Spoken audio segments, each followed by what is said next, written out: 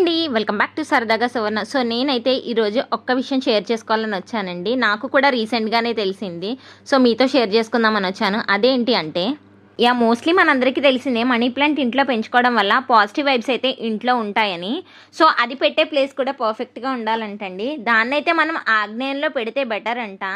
ఆగ్నేయం అంటే ఈస్ట్కి సౌత్కి మిడిల్లో ఉండే ప్లేస్ని ఆగ్నేయం అంటారు. సో అక్కడ పెంచడం వల్ల అయితే ఫైనాన్షియల్గా గ్రో ఉంటుందని చెప్తున్నారు.